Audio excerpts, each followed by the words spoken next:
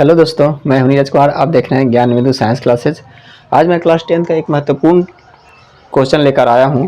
प्रकाश संश्लेषण क्या है और इसका सचित्र वर्णन, यानी प्रकाश संश्लेषण की क्रिया विधि को हम लोग समझेंगे कि एक पौधे में प्रकाश संश्लेषण की प्रक्रिया किस प्रकार से संपन्न होती है और उन प्रक्रिया को संपन्न कराने में किन किन पदार्थों की आवश्यकता पड़ती है।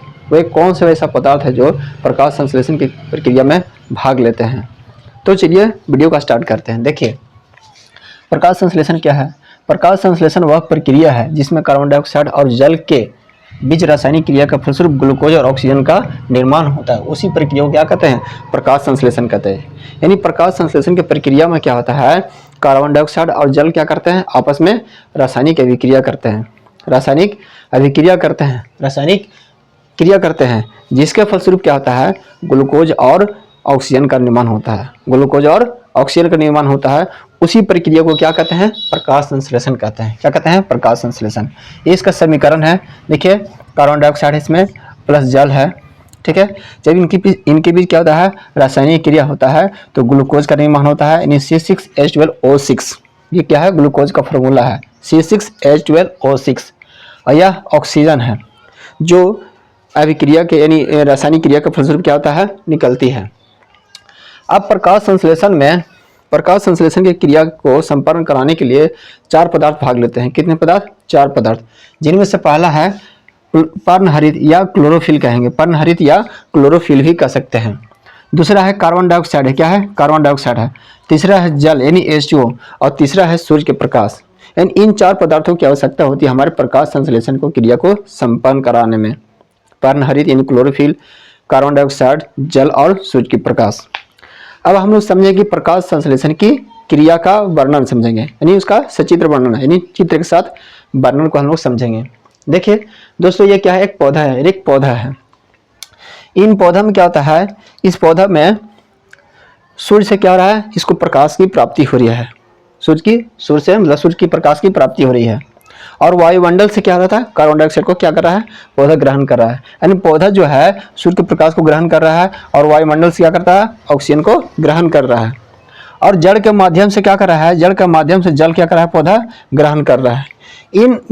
इन सभी जब ये सभी जब आपस में क्या करते हैं, रासायनिक क्रिया करते हैं, तो उसके फलस्वरूप क्या होता है, उत्पाद के रूप में हमें ऑक्सीजन की प्राप्ति होती है। देखिए, उस उत्पाद के रूप में क्या रहा, यानी O2 का प्राप्ति हो रहा है ना, यानी ऑक्सीजन का क्या हो रहा है, हमें प्राप्ति हो रही है।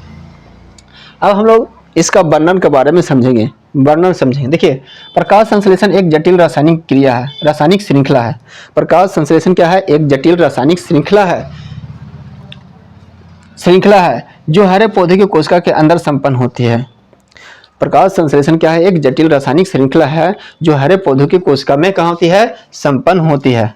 पादप कोशिका के हरित लवक में स्थित क्लोरोफिल, जो पेड़ पौधे के हरित लवक में स्थित रहता है क्लोरोफिल, वो क्या करता है, सूर्य के प्रकाश को, विकिरण ऊर्जा को वो रासायनिक ऊर्जा में क्या करता है, अपघटित कर देता है या अवशोषित कर लेता है।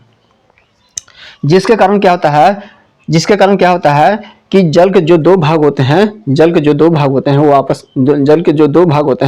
वो टूट जाते हैं। जल के 2 भाग होते हैं, यानी जिसके कारण पत्तियों में स्थित जो जल के 2 भाग होते हैं वो क्या होते हैं, जल के 2 भाग हो जाते हैं।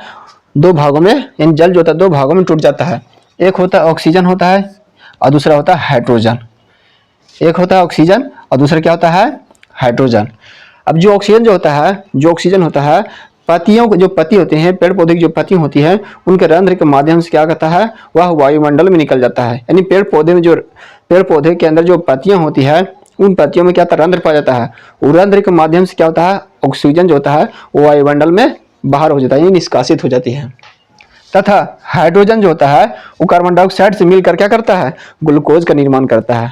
और जो हाइड्रोजन होता है वो क्या करता है, कार्बन डाइऑक्साइड से मिलकर क्या करता है, ग्लूकोज का निर्माण कर लेता है। देखिए यहाँ पे हाइड्रोजन जो होता है कार्बन डाइऑक्साइड से मिलकर क्या करता है, ग्लूकोज का निर्माण करता है और ऑक्सीजन का क्या करता है, निर्माण करता है।